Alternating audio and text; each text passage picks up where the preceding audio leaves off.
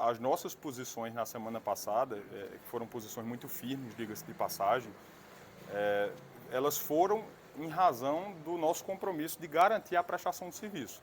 A prova é que nós tínhamos 4 ou 5 ordens de serviço que já haviam sido emitidas desde o início do ano, desde o final do ano passado, para retorno de algumas rotas, para ampliação de algumas rotas e que não haviam sido cumpridas. Como na semana passada Campina Grande deu uma demonstração de muita altivez nessa relação com as empresas de ônibus, hoje nós já temos ônibus voltando a funcionar dentro do Pedregal, nós temos ônibus no Jardim Belágio, nós temos ônibus, ampliação de veículos em algumas rotas, em algumas linhas, a exemplo da linha que atende o Parque Tecnológico, aquela região de Bodocongó. Eu acho que é essa a garantia que as pessoas precisam, né, de que nós estejamos aqui, enquanto prefeitura, defendendo o interesse das pessoas e que esse interesse, prevalecendo, tenha uma boa prestação de serviço, não só na disponibilidade de veículos, mas na garantia de veículos mais novos, de veículos mais seguros, a gente usar tecnologia, câmeras, melhorar de fato o serviço, que foi exatamente essa palavra que eu dei. Nós estamos aqui para garantir o equilíbrio do contrato. O subsídio criado pela Prefeitura de Campina é para garantir equilíbrio do contrato. Se os empresários quiserem transformar o sistema num sistema mais atrativo para ter mais pessoas, eles vão precisar investir. Melhorar a frota, colocar ônibus novos, garantir segurança, garantir agilidade e, com isso, atrair pessoas de volta para o sistema. Dinheiro da prefeitura para aumentar o lucro do empresário, não. Prefeito, o senhor dizia a semana passada que ia exigir mais transparência por parte do Citrans. Isso vai ser posto durante a reunião?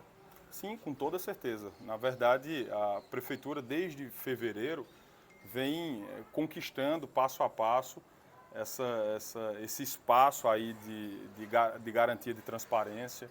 Nós não tínhamos acesso às informações de bilhetagem desde que o sistema de bilhetagem eletrônica foi criado em Campina.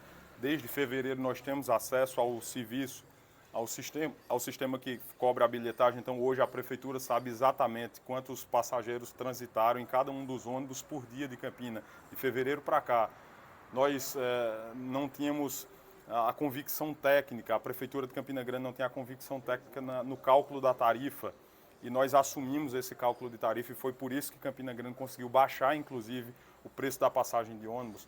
Agora, a grande questão, o grande debate é a respeito da quilometragem, que estima o custo, né? Naturalmente, se você tem um número fidedigno a respeito da quilometragem, você consegue estimar a despesa, o consumo de diesel, de pneu, de peça, de manutenção, a hora de trabalho de cada um dos funcionários.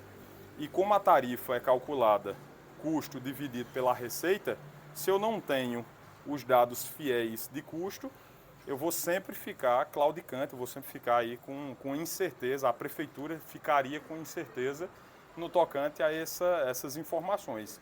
E como nós estamos em pleno século XXI, a era da informação, e esse é um serviço público, embora seja operado por uma empresa, por empresas privadas através de uma concessão, é fundamental que o poder público e as pessoas de Campina tenham acesso às informações, que afinal de contas pertencem às pessoas, essas informações, e não nem à prefeitura e nem muito menos às empresas. Prefeito, a população tem reclamado muito da circulação dos ônibus no final de semana e também nos feriados. O senhor vai cobrar também das empresas que seja regularizado? Sim, com toda certeza. Nós já temos a justificativa para a diminuição do número de veículos, a diminuição dos horários e a diminuição da oferta durante o fim de semana, por exemplo, era a pandemia, a queda no número de usuários. À medida que esses usuários estão crescendo, né, naturalmente, só no mês de março, por exemplo, foram transportados 959 mil passageiros pagantes, são os passageiros equivalentes.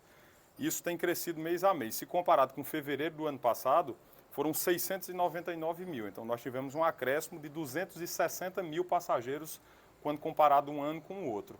À medida que os passageiros crescem, que a demanda cresce, naturalmente precisa voltar até a oferta. E esse é um dos pontos, né? Exatamente por isso que nós cobramos, por exemplo, o retorno da linha que atende o Pedregal, né? A 055, um exemplo, para voltar a entrar no Pedregal e não ficar apenas magiando na 27 de julho, na continuação da Almeida Barreto, nem muito menos nas proximidades da Embrapa. É preciso entrar nos bairros, essas linhas todas, e é exatamente isso que a gente está cobrando. Que à medida que a população volte a usar o sistema, que cresça o número de usuários, a gente retome também a oferta. O aumento do número de veículos, o aumento dos horários, a disponibilidade de